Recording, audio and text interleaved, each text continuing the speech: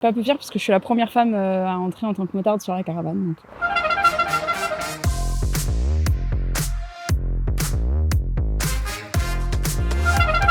Bonjour, je m'appelle Héloïse, je travaille sur la caravane du Tour de France. Et cette année, j'ai pris un poste en tant que motarde régulatrice. Je suis sur la caravane du Tour de France depuis 2020, mais avant j'étais caravanière, j'étais travaillée pour la marque Béarn-Pyrénées. Et je suis rentrée en tant que motarde sur le Tour de France féminin en 2025. Et là, c'est ma première année sur le Tour de France masculin. Et pas peu fière parce que je suis la première femme à entrer en tant que motarde sur la caravane. Donc, faut faire ses preuves, mais je suis contente d'y être. Il faut savoir que sur la caravane, là, cette année, on est 180 véhicules de publicitaires. Et il faut des personnes pour pouvoir, pour être un peu l'œil de la caravane et être présent dès qu'il y a un moindre problème. Et c'est notre rôle à nous avec les motos. Faire un gros point sur la régulation. Donc la régulation, c'est la vitesse des véhicules, parce que sur 180 véhicules, forcément, ça crée vite un phénomène de yo-yo, de caravanes qui sont parfois à l'arrêt et parfois qui accélèrent très fort. Et donc on est là pour prévenir les caravaniers, de leur dire voilà, vous avez un écart avec la caravane de devant, il faut coller, ou au contraire, là ça va commencer à freiner, il va falloir faire attention.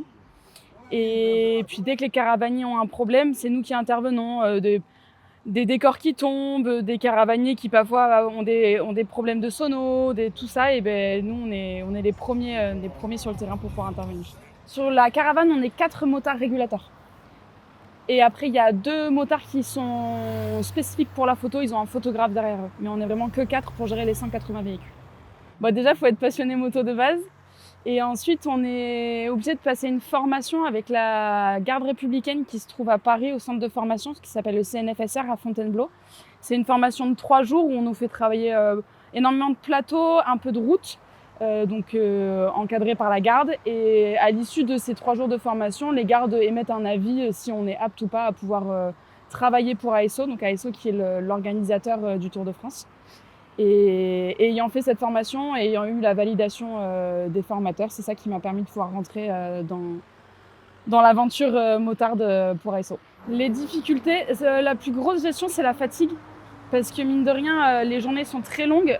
Nous, on commence les journées tôt parce que c'est nous qui plaçons tous les véhicules le matin sur les parkings. Donc on est les premiers sur place. Et après, on passe beaucoup de temps sur la moto à des vitesses complètement irrégulières parce qu'il faut être tout le temps sur le qui-vive. Il faut vraiment avoir l'œil partout. Donc c'est la gestion de la fatigue, on va dire, qui est le plus compliqué. Et après, il faut savoir être à l'aise sur la moto parce que faut pouvoir slalomer entre les véhicules, intervenir vite quand il y a besoin. Mais voilà, vigilance permanente et fatigue extrême. Le rôle qu'on a est indispensable, et de sentir que on a une mission et que sans nous, ça pourrait pas fonctionner. Hyper polyvalent. On est hyper polyvalent.